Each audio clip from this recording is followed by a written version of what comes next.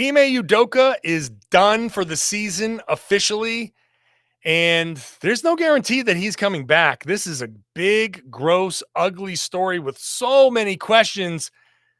We're going to try to figure this out. It's right now on the Locked On Celtics podcast. Be ever ready.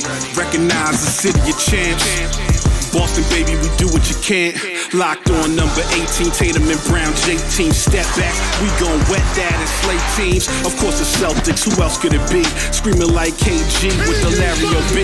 Karalis above average, assessing the team status. Best daily pod, no cap, salary matching. Clutch like Bird the DJ, keep John on replay. Prime time, dapping up the truth on the sideline. Raining J's, how it started, raising banners, how we finished. Locked on Celtics pod, home of the winners. B. Hey, welcome back to the Locked On Celtics podcast, right here on the Locked On Podcast Network, where it is your team every day. And I'm here for you every day, Monday through Friday, with a fresh, free podcast. So subscribe wherever you get your podcasts. Show is on YouTube. You can watch the show there as well. I'm John Karalis, former professional basketball player, credentialed beat writer, covering the Celtics for Boston Sports Journal. And now I'm heading into my 16th season covering the team. I've also written a book called The Boston Celtics All-Time All-Stars. And I'll tell you one thing, in 16 seasons, I have not seen anything like this. I am very much still in the WTF mode of this story. And I had to bring Tom Westerholm in for this because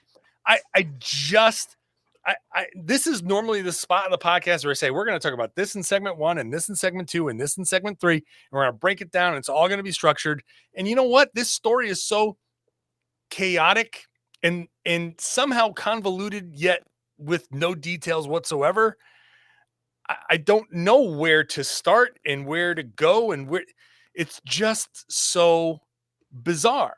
What we know is the Celtics have officially suspended Ime Udoka for the year. They said in their statement a decision on his future with the Celtics beyond this season will be made at a later date. So it's not like it's just you're suspended, you'll come back, and who knows? Who knows what his future is? And then Ime Udoka puts out a statement basically apologizing to everybody and saying, I'm sorry I let everybody down. And that's it. It's an apology. It's a bit of taking responsibility. And then he says no further comment. So I accept the Celtics decision, but yeah. Which is a key thing, thing, because I thought that was important. Yep. Because that kind of, there was always the wonder of, will he make this a problematic thing? Will he fight this somehow? Will there be any sort of, there's no union to go to, so that this would have had to play out legally. So for now, this is what we got.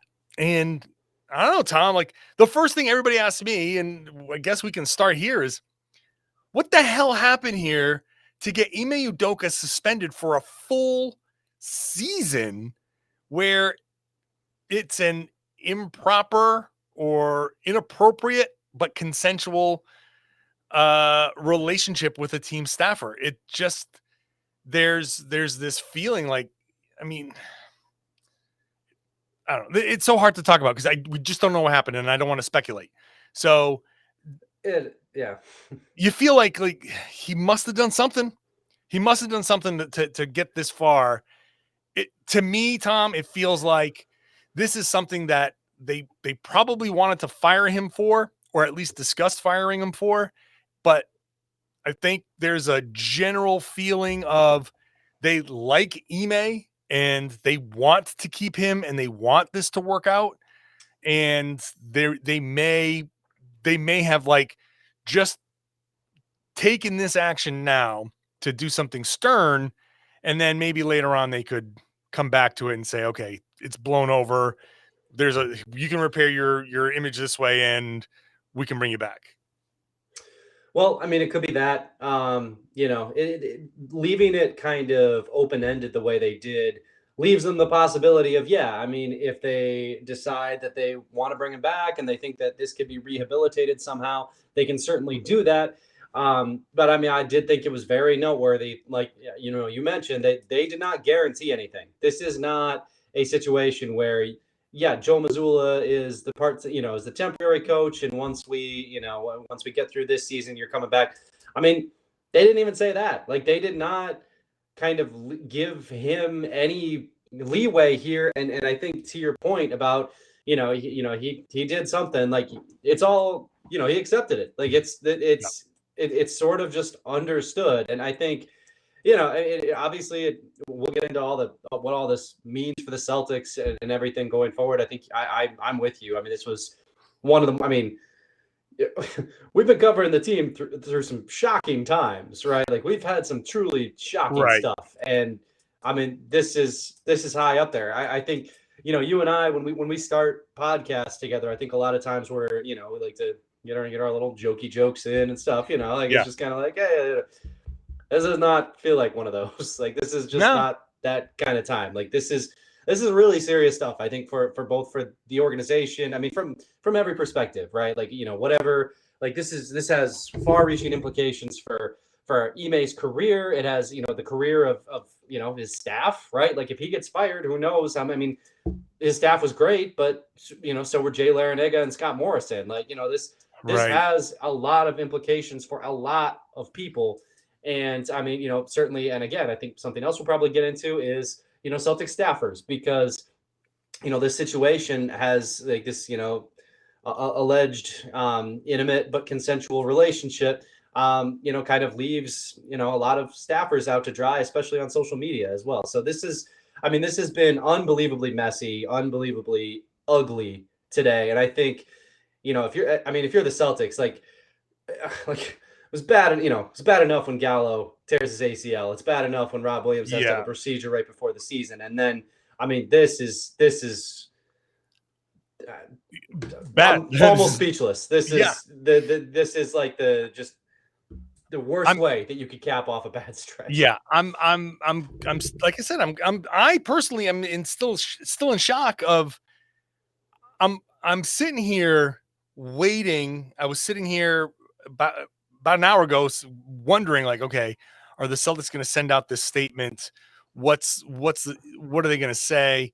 And as I'm thinking about the statement that I'm waiting for, it's like, I can't believe that this is where we are. I know. I cannot believe that this is how this has all gone. And regardless of, does the punishment fit the crime? And that's up for some level of debate. And because we don't know what the crime really was, I was going to say that's not up for debate, because there's no debate to be had. We don't know. We don't know. But I don't have any answers. Yeah. But I can tell you this. I know this for a fact. Ime made some bad decisions. Yes. Ime, somehow, whatever it was, we know enough to say he made some poor choices. And I just can't believe that a person who has fought this hard to get to this spot and all the stuff that he's been through made the types of choices in this situation that put this in jeopardy. That's like one of the things, just like, man, I just can't believe that that's where this went. And for the guy who was all about accountability and running the tight ship, that he's the guy that gets dinged for poor choices and bad behavior, I am just completely that I never would have thought that Ime would have been the guy that got dinged for something like this. And that just might be the most surprising thing, like, because you just think of Ime as, high character guy. And I think generally he is. This is, look, we'll see. I guess, and this is a difficult podcast. I'll say up front, this is a difficult podcast because it's so much of it's going to sound judgmental. And I you know what? I really don't care. I really don't care about his personal life. I don't care. I don't. Go make your choices, do whatever. I don't care. But you've also, don't put your career in jeopardy, and you have a responsibility to a franchise and to the players, to the guys that fought for you. And, I don't know what the guys in the locker room are going to think about this. They might think it's appropriate or completely inappropriate. And I'm not going to speak for them, but I will say that if I'm in that locker room and, the head coach that I fought for did something that got himself suspended, be like, damn, man, like we went to war together. And now this, the level of confusion inside the locker room has got to be as high as it is outside the locker room. It does. Yeah. And I mean, I think to your point, right, he has a responsibility to the players that he helps, that he's, that we're about to embark on another really difficult, journey with him on another kind of, attempt for a championship. And, he also has a responsibility, like I'm not somebody who's going to sit here and be like, you have a responsibility to your work, but you do kind of have a responsibility to your coworkers. You do. But this is So, what you signed up for, though. and you have a responsibility to the staffers, right? Like you are a powerful, like a head coach. You're in a position of extreme power within the organization, and you have a responsibility not to kind of, I mean, look, not to drag people through this kind of thing. Like this is really bad for a lot of people, and I think players, staffers, the organization, like the position that the organization was put in, it was just monstrously difficult today. Because I was tweeting about this a little bit, but I know a lot of people wanted to say, and we can debate this if you want, but I know a lot of people were like, hey, the Celtics should have put out a statement, the Celtics should have done this and that to protect the women on their staff. And I just was like, what were they going to do? Like, as soon as these rumors came out, people on Twitter were going to be people on Twitter, and they were going to start speculating about who it was. And that was so irresponsible.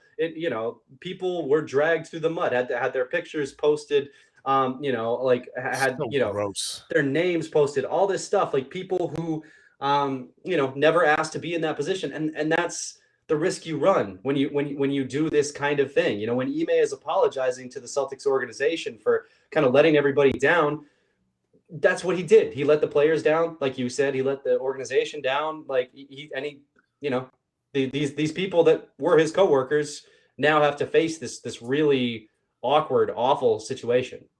Yeah, and that's such a Twitter is what it is, man. It can be such a fun place, and it can be just the most disgusting place in the world, and social media in general. And dragging people's names through. Ime signed up for this, right? Ime knew when you become the head coach of the Celtics, you're going to be a public figure. There's going to be a lot of scrutiny, and you're going to give 3 press conferences a day. This is part of it, right? This is part of it. You screw up, you're going to get you're going to get this. But the other people involved in this, they didn't ask for it. No. They're not signed up to be public people. They just wanted to work for the team or do whatever. And there is a responsibility from the Celtics to maintain these people's privacy. And you have to, it all started with the Woj thing, right? Woj tweets out that Ime Udoka is facing a suspension. Somebody had to drop the dime there. Who dropped that dime? And I know that Brad Stevens in that inner circle is generally pretty airtight, but that doesn't mean that it didn't come from them. And it obviously had to come from somebody on the Celtics, because who else would it come from? And this is the issue. Like, for it to get out in the first place, like the Celtics could have had a better handle on this, and not have a Woj bomb 24 hours ahead of what they were planning to announce. So we had this issue, but at the same time, to your point, I don't think that would have stopped anybody. No. There still would have been people would have still trying to, amateur sleuth their way through this whole thing and doing gross things, doing gross, irresponsible crap, like everything that you said. Yeah. And I mean, it's one of those things where it's like, I don't even want to like talk about the specifics, because like it's, it's been enough. Like they've had their names brought up enough, but Yeah. I don't know, man. I think the amateur sleuth thing is one thing. And I mean, I saw some people blaming like Woj and Shams for this, and I kind of have a hard time with that one too. And maybe I'm just being a media apologist here, but like, the first time, like let's say they don't, like run with this story, right? Play that out for me, because the first time that Ime doesn't speak at media day, and we're like, what the heck is going on? And then things would start to come out. Like, it's like this information would have come out. And it's just, I mean, the timing feels awkward, but the timing was always going to be awkward. It's an awkward story. So like, I have a hard time kind of putting this at, I don't know, man. I have a hard time like kind of blaming Woj and Shams for this. They're just doing their job. They're just breaking news, and like this news was always gonna be broken. Right. Somebody had to find Woj in the first place, because he's not just randomly calling the Celtics and saying, "Hey, you gonna suspend anybody today?" Right. So somebody reached out to him. Somebody in the organization said, "Okay, now maybe." You can speculate a million things, and there's a temptation for me to say maybe it was this, maybe it was that, because that's how I normally operate in basketball podcasts, because it could be a number of different things. I don't want to go down that road this way, but somebody in the Celtics, somebody in this franchise said, all right, Woj needs to hear this. And whoever that was made that decision for whatever reason that person made that decision. Woj, as a reporter covering the NBA, is sitting on, oh, well, there's a head coach that's about to be suspended for violating team rules. So I know that. I feel good about this. You can confirm it. You can do however you get to that point. Woj and his editors had a story that a head coach is about to be suspended. That Celtics fans pissed at Woj wouldn't be pissed at him if he was reporting that, Doc Rivers was getting suspended. Not a single Celtics fan would sit there and say, oh, they shouldn't have done that. Everybody would be getting their jokes off.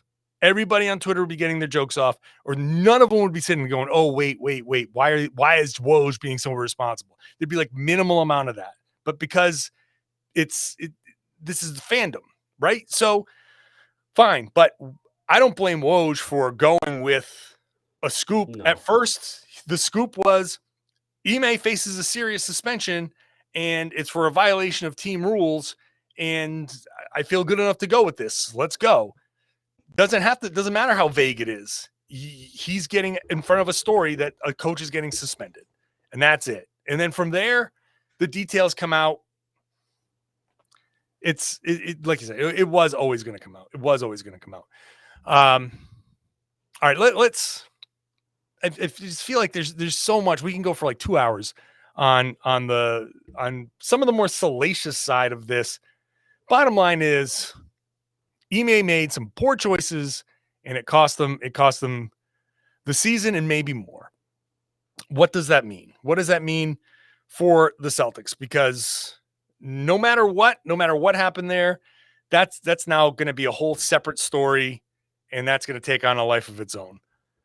There's basketball. This impacts the basketball team, and we got to talk about how this impacts the basketball team. So we'll do that in just a second. First, let's talk about BetOnline. There is the issue of the Celtics. The Celtics could be impacted by this in a very kind of material way on the floor, and you know what? The gamblers are going to tell you what they think, how this impacts the betting lines. So that's going to be an interesting thing to watch here as we continue on at betonline.net. BetOnline is your number one source for all your betting needs this season, including football, pro football, college football, big things there on BetOnline. So you can find all of the latest player developments, team matchups, news, podcasts, and in-depth articles and analysis on every game you can find. And as always, BetOnline remains your continued source for all your sports wagering information, with live betting and up-to-the-minute scores for every sport out there. That includes the NBA, MLB, MMA, boxing, and golf. It's the fastest and easiest way to check in on all your favorite games. So head on over to betonline.net Use your mobile device to learn more. BetOnline is where the game starts. Please gamble responsibly.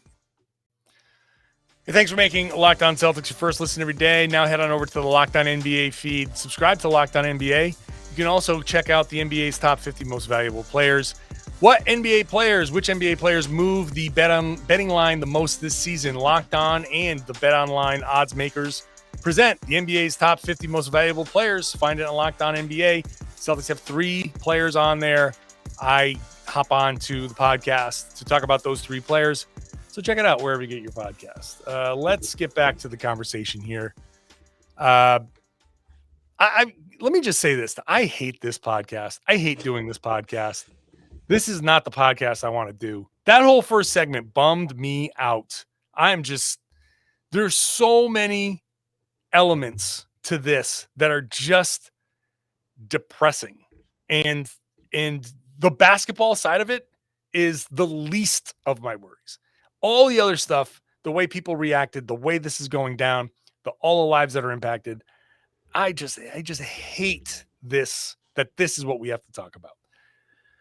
But there is basketball, and, Tuesday they will be on the practice floor. They'll be on the practice floor with Joe Mazzulla as the head coach, interim head coach. And the cynic in me, Tom, says, They're suspending Ime for the year, and they're going to say, well, if they do well with Joe and they make another run and they get to the finals again, then see ya, Ime. We don't need you. We got Joe Mazzulla here. We're fine. We're not even going to deal with this.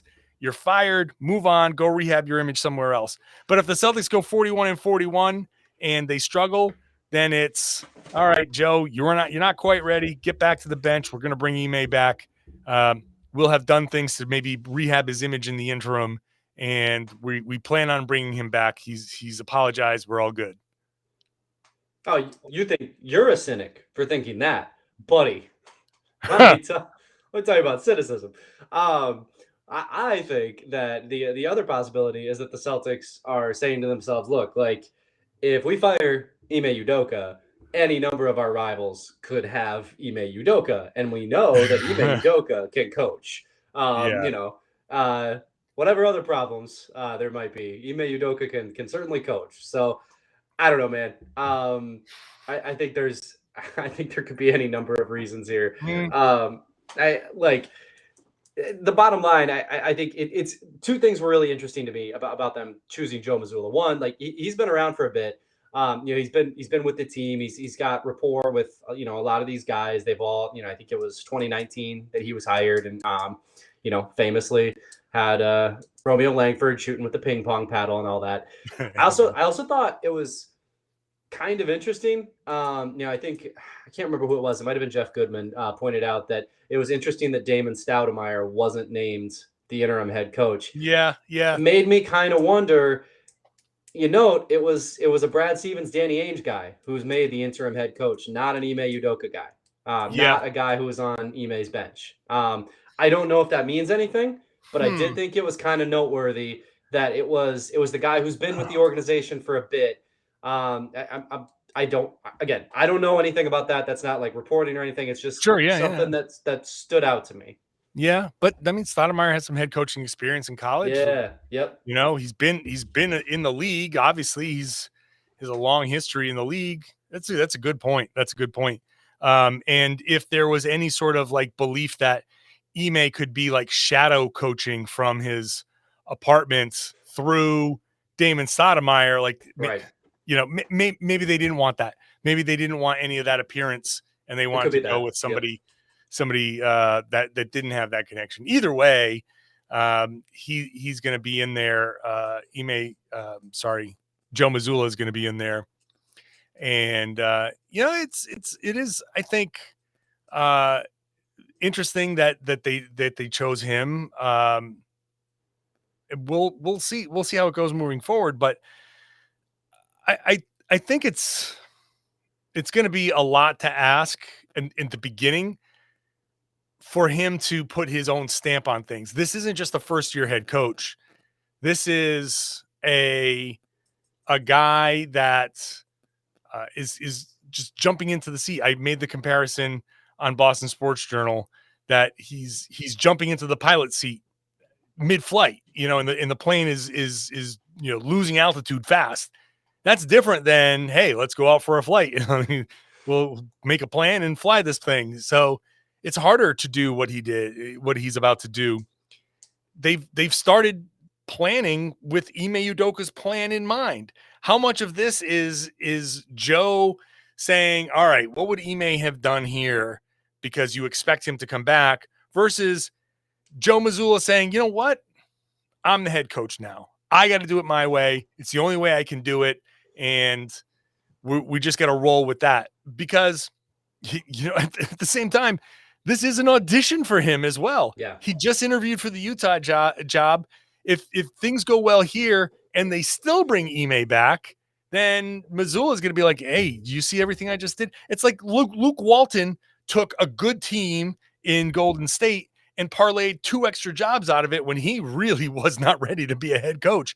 So if Joe Mazzulla is like, hey, if I can take this good team and ride it and win, and I can say, hey, I did this my way, and if they bring Ime back, he can go interview for jobs and get another head coaching job and be in that pipeline. So one of the biggest questions right now is how does this team kind of initially absorb this? How do they take this, and how does Joe Mazzulla take this, and what do they do in this preseason? How much of a setback is this? I mean, it's pretty enormous, right? Because like Mazzulla can he, like I said, he's been around. He's not only has he been around the Celtics, but he has been around Ime, so he did see everything that was happening last year. But I mean, when you think about the timing, like, media days is Monday. Like, happy media day, Joe. Enjoy all these questions about, and about everything, right? Like, it's going to be, I expect there'll be questions about his past. Some of that stuff was brought up on Twitter as well. Like, he is now spotlighted just instantaneously. Like, that's going to be really hard for him. I think, he now has to figure out, like you said, kind of this mix of trying to make sure that, like, the team is comfortable and in positions that they're used to and what they've been preparing for, right, all summer, because these guys, presumably Ime spoke to them all and said, like, hey, do this over the summer. Like, Mazzulla now has to, like, right, synthesize all that and put that all together. But like you said, he also, I'm sure, because the other thing too is he can't just try to be Ime Udoka. That then it would be weird, right? Then it would just be, somebody trying to be somebody else. He still has to be himself, and himself is the coach of a team that really needs to have a good year. Like, this is an important season for the Boston Celtics. This is not some throwaway, okay, well, hopefully we get, first or maybe, first round, second round, whatever. No, like, this is a team that, like, has to try to win a championship, like, starting Monday. So again, enjoy, Joe. Like, I just, this is such an unbelievable challenge. I mean, we're talking about the Celtics staffers who were put in an awkward position by Ime. We're talking about the Celtics players. How about the coaches? This is, I mean, I can't imagine being thrown into a hotter frying pan than this. Like, good luck, Joe. and then, you bring up, and I don't want to put anything on Damon Stoudemire, but there's the Ime Udoka. These are friends. These are friends of his. Right. These are friends of his, and they now have the. I'm sure there's some level of, like, I can't believe they did this to Ime, because you know how it goes. I'm sure that they're gonna say publicly, like, hey man, you break the rules, you got to face the punishment, and he's doing it. He's accepted it and he's moving on. But I'm sure privately there's some level of, they're his friends. And if it was my friend, I would minimize things, right? You'd say, like, it wasn't that bad. I can't believe they did this to him.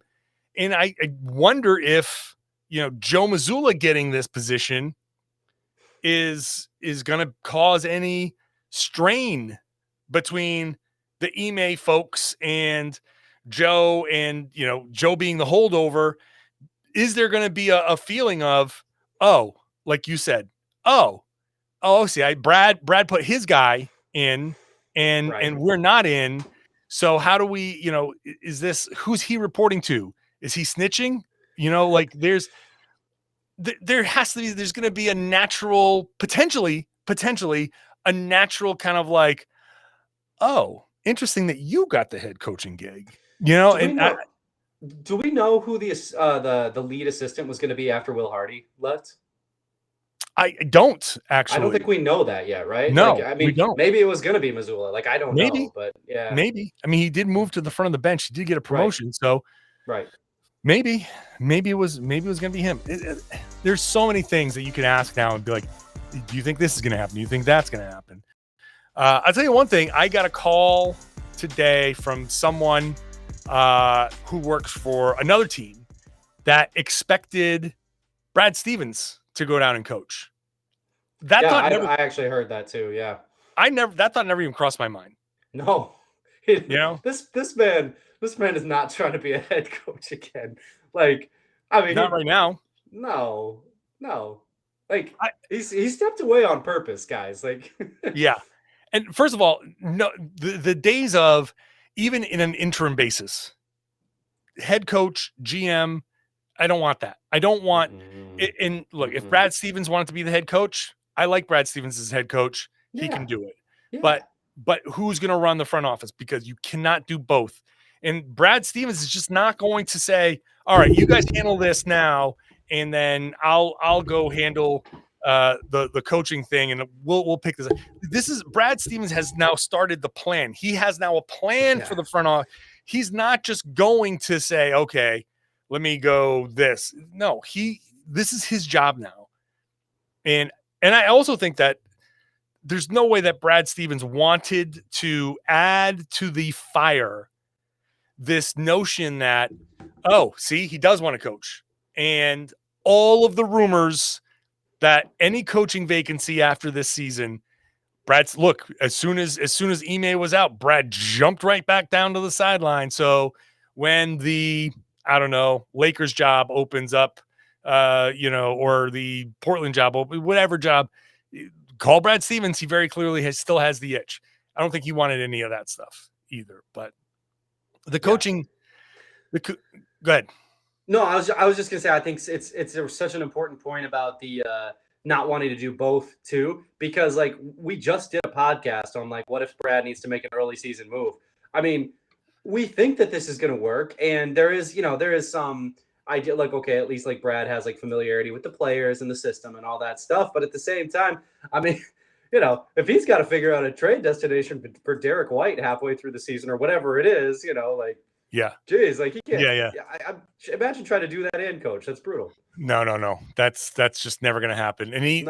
And Brad actually, likes his family and wants to be with his family. That's like the whole reason he quit. He's not going to do both because, like, the whole reason he quit was to spend more time. Well, I'm sure also a big reason. There's a big reason. Big reason. I'm sure also being president of basketball operations was pretty appealing. Yeah, as well. Sure. I mean, that's but so back to the issues that this could cause. How much of a tactical like setback? How much of this is going to be? I guess we'll get the answer for it during the season, but you wonder how much the guys are going to be kind of pushed back. How much of this progress is going to be delayed?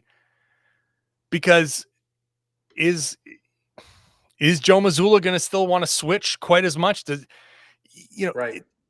You can go out there and be, try to be like karaoke Ime and try to do your best rendition of Ime Udoka every game, but you still aren't going to be Ime. You're still going to sound like yourself. You're still going to be yourself. And I'm sure there are some times on the sideline where Joe is sitting there going like, Ime, come on, call a timeout, or why aren't you putting Rob back in? Or why are you going with this lineup or whatever? Like, I'm sure there are things in his head. They'd be like, I might have done that differently. And now he gets the opportunity to do that differently. And I just wonder how that throws off the progression of everything, because these guys fought for Ime and they put everything on the line for this guy. Yeah. And now he's not there, and now there's uncertainty. And are they going to fully buy in to what Joe Mazzulla is selling, or are they waiting for Ime to come back? Like, is this everybody who's listening to this podcast knows how you treated the substitute teacher versus your regular teacher? Right. Is Joe Mazzulla the substitute, or is he going to get like real teacher respect?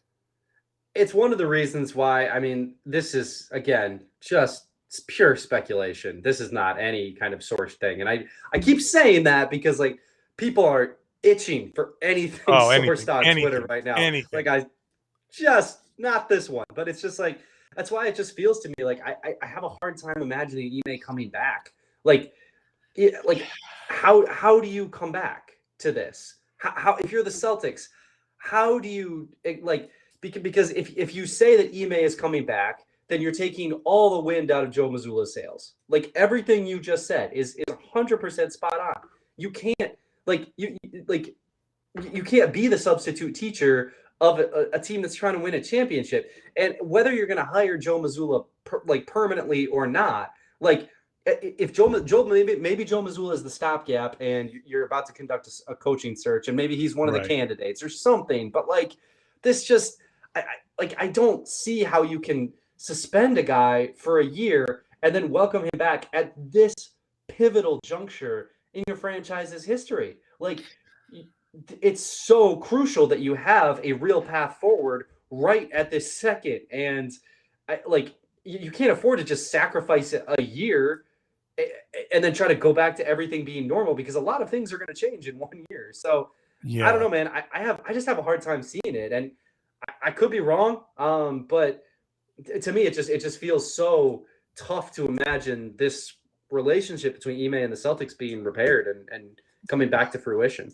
Maybe that's why they put that thing. We're trying to read into why would they say a decision on Ime's future will be made at a later date. Maybe this is a little galaxy brain thinking, but maybe they said, if we say Ime is coming back next season, then we are cutting out Joe Mazzulla's legs, and any sort of issue that comes up, they'll say, we don't got to listen to this guy. He's not our coach. He's going to go right back to, doing warmups with, I don't forget who his assignment was, but like, Joe Mazzulla and, Peyton Pritchard are going to go out there and just shoot around. Like, let's just ignore him until he goes back to being Peyton Pritchard's guy.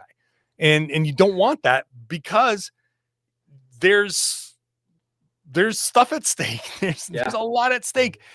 And there's also, like, Jaylen Brown's future is at stake, because he has a couple of years left. And all of a sudden, this coach that he was excited to play for, well, one of those years is going to be replaced by somebody else. And then, is this guy coming back? What are you doing next year?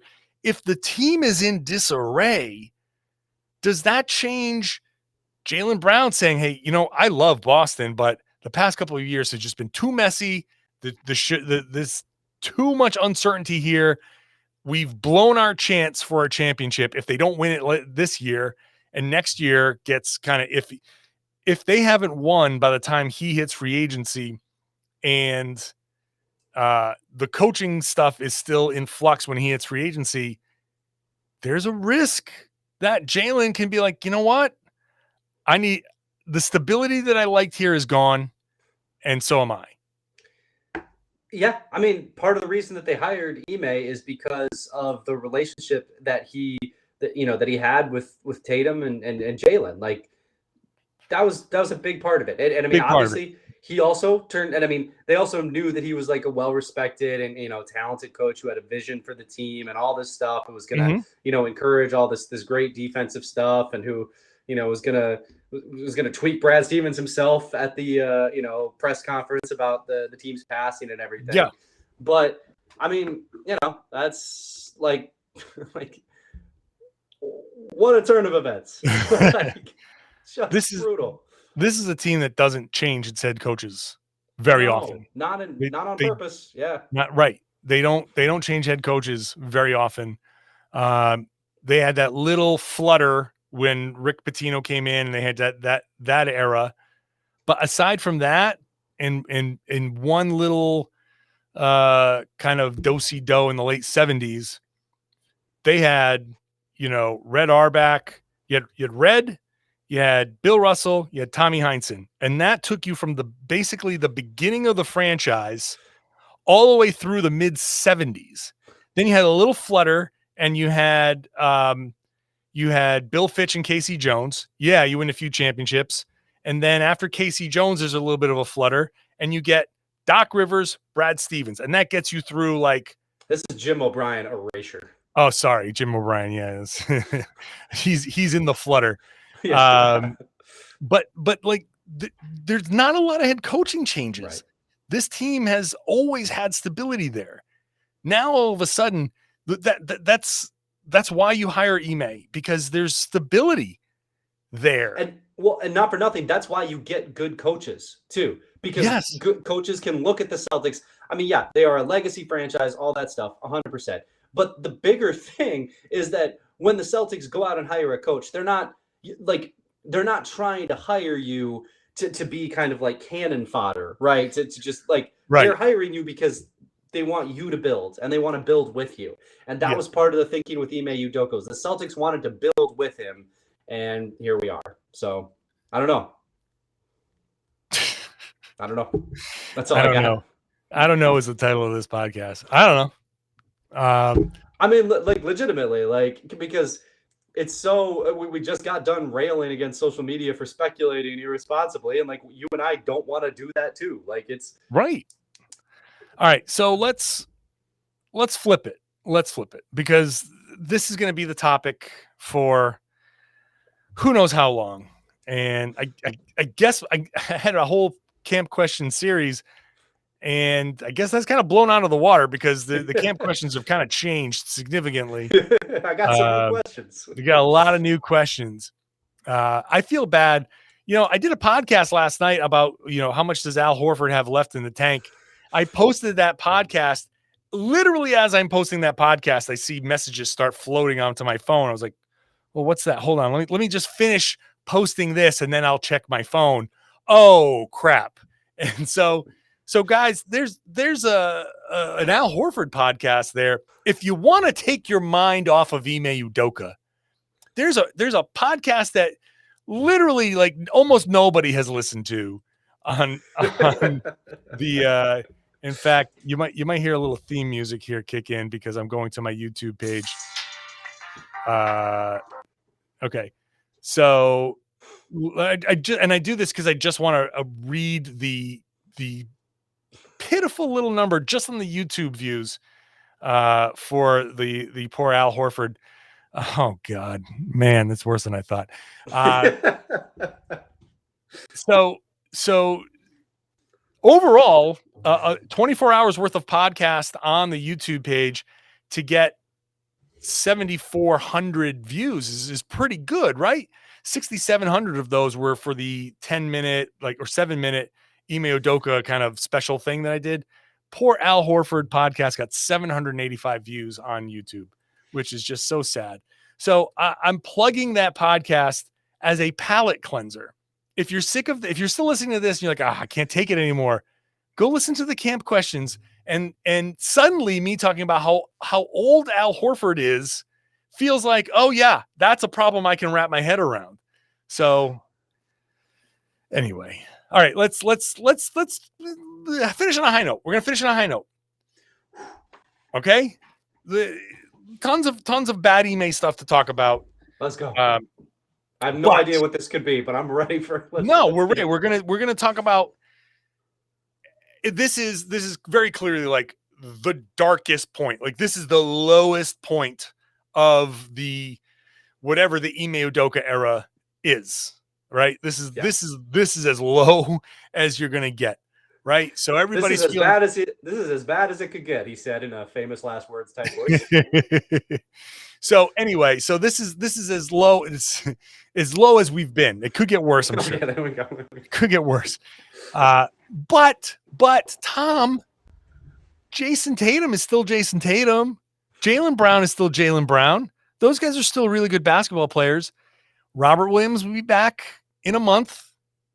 this is still the team that was the betting favorite is still the same team.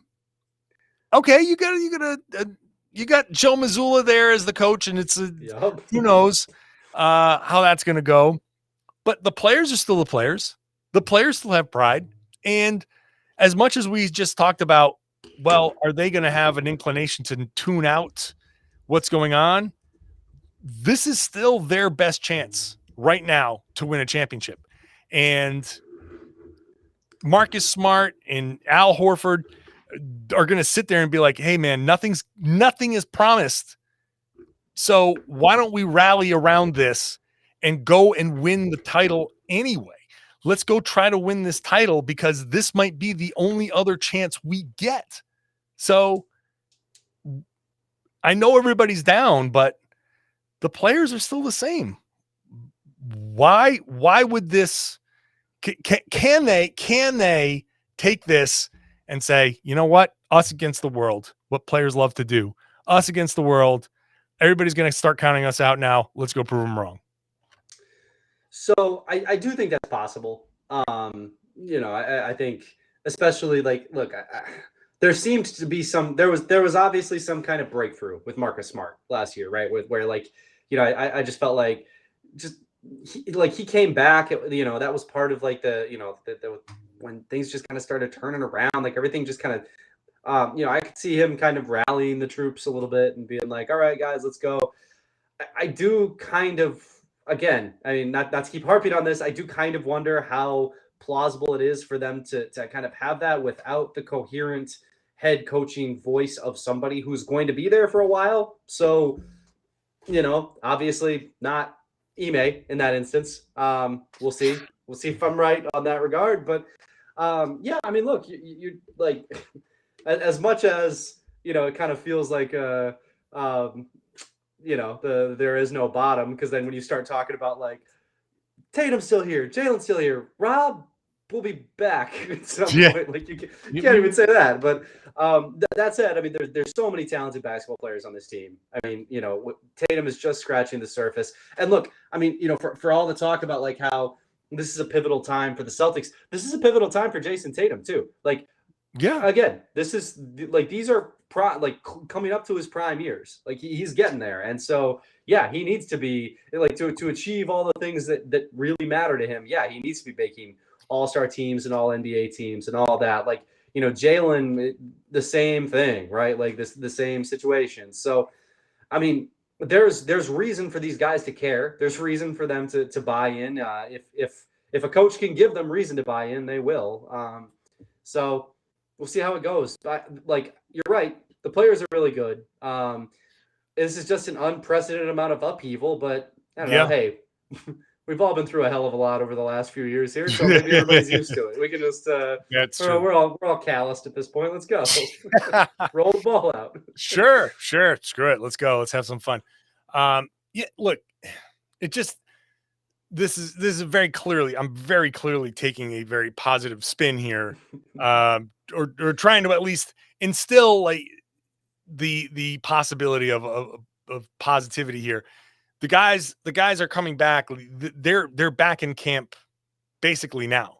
Training camp starts next week. The work that they've put in over the summer is still the work, right? They still, whatever anybody has added to their game has been added to their game.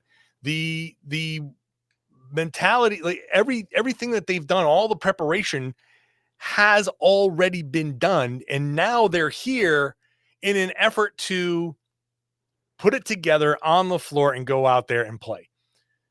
Obviously, this upheaval sucks and it will have an impact. But like you said, Tatum wants to be an MVP. Go be an MVP. Just because Ime did what he did and got suspended doesn't mean that the lessons that he taught Tatum and Brown before are wiped out. The stuff that he... Go ahead.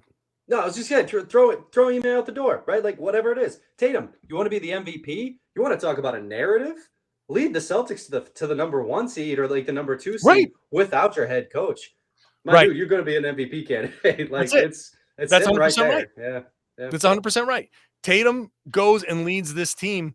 Jaylen Brown goes out there and leads this team. If these guys go out there, if the Celtics are still the top seed at the All-Star break, guess who's getting at least 2, maybe 3 All-Stars, depending on how the rest of the team goes. For sure. Like that's all of a sudden, you're right. You're so on the money when it comes to the narrative for Jayson Tatum is like, whoa, all of this stuff, all of this upheaval, everything that threatens to send a team season down the toilet. Here comes Tatum. All of a sudden, now he's the MVP. Jaylen Brown, he's an all NBA level player. These guys are leading this team. They will not let the distractions beat them. That suddenly takes this team and flips this dark times and says, like I said before, us against the world. We can still go out there and play, and we can still take the principles that have worked for us, whether it comes from Ime or Brad Stevens or Joe Mazzulla. The principles are the principles. Good basketball is good basketball. We know how to play it. We're going to go out there and we're going to do it. So then it's a personal responsibility thing. And what you don't have is Ime around with his, hard ass nature, but you have a personal responsibility thing, and you still have coaches on this team that can hold you accountable, right? You still have, just because Joe Mazzulla has been around for a few years and he's never been a head coach doesn't mean that he can't hold guys accountable. That's there might be a come to Jesus moment where he doles out some level of discipline. If a player challenges him, where does that player go? What happens next? It goes upstairs to Brad Stevens. Brad Stevens backs Mazzulla, and all it takes is the weight of the organization behind the guy in that seat, and everyone has to fall in line. Because if you don't, then you get moved or whatever. If you're not going to buy in, then goodbye. Yeah. No, there are a lot of reasons to still think that this team could be a good basketball team. And I think to me, yeah, it comes down to just the talent. Like there's a lot of talent still here. And I'm honestly, man, like this offseason was feeling a little too saccharine anyway, right? The bench was too good. Too many people thought that this team could be a championship team. Here we are. I mean, even Wick was calling them overrated. Oh, well, Wick literally called them overrated. Yeah. Yeah. Well, not overrated anymore. Now it's a grease fire. I didn't think I'd have to break out the gif of the dumpster on fire going down the flooded street, but we're almost there. So, but look, bottom line is they haven't played a single game. They haven't had a single practice. They haven't lost anything yet. And well, I mean, other than their head coach for at least a year, but they haven't lost a game yet.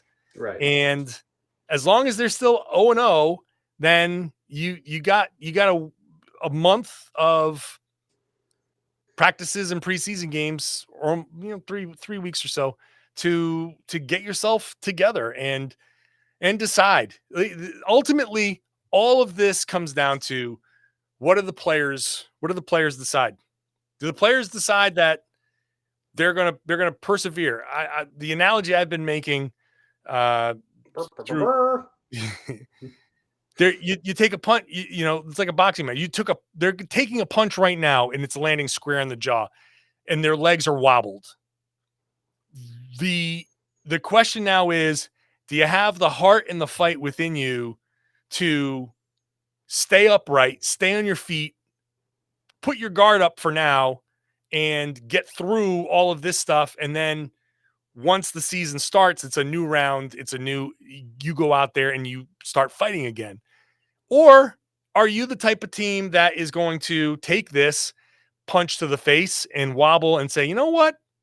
I'm going down to the mat. It's within them. It's the team of 2 years ago.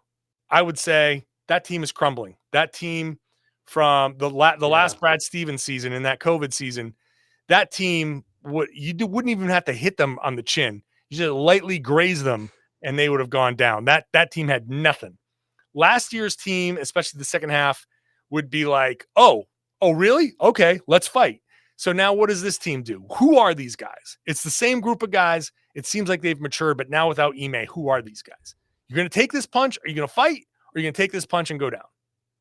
So we'll see, because check this out. 2017-18, good season. 2018-19, bad season. 2019-20, pretty good season. Eastern Conference Finals, not bad. 2020-2021, not so good. You had Tristan Thompson. That was bad. So now, this was a great season last year. You go to the finals. It's been every other. So I don't know, man. Maybe they're, maybe they're bad this year. Win the championship next year. It's all speculation. This is the speculation I'm comfortable with. Well, I'm comfortable with ending this podcast. Okay, I think that's fair. Again, this has just been gross. What a gross topic. I'm just so, everybody's put off by it. The sad thing is that the details are going to come out somehow, and they're going to come out piecemeal, and it's just going to be, salacious. And now the TMZs of the world are going to get involved, and it's going to go down this road. And I don't like where it's going to go. And I don't like that stuff generally anyway, because this is a basketball podcast, and all I want to talk about is the basketball on the floor. So, but this is just going to be the topic for a while, and we'll see. Hopefully it changes. Yeah, it's going to be a super national story. And that's going to automatically, that's going to hijack a lot of things, because that's going to mean that people are, more cautious with what they say. So, you might not get as straight answers as a reporter. This is just going to be a thing for probably the entire season. So buckle up, everyone. Yay. All right. Well, thank you, Tom. Tom_NBA. Appreciate you. Appreciate you. And I appreciate all of you listening. Thank you so much. I know that whatever you're doing, you're in the shower, you're in the car. If you're still here, I blew past the half hour. This was never going to be a half hour podcast. This is too much, and it's a Friday show. So too much. So hopefully you enjoyed it. There's a lot to talk through. And unfortunately, there's still going to be a lot more to talk through. Next week is Media Day, Monday. So we will get back to basketball at some point. We will move on. So that's good. And I hope you're here for all of the podcasts. It's a Monday through Friday podcast. So make sure you're subscribed to get the podcast Monday through Friday. Getting back to basketball will feel good. You can watch the show on YouTube. That's always, I do always encourage that. And I always encourage sharing the podcast. Tell your friends and family and everybody that they should be listening to and watching the Locked On Celtics podcast right here on the Locked On Podcast Network. Your team every day.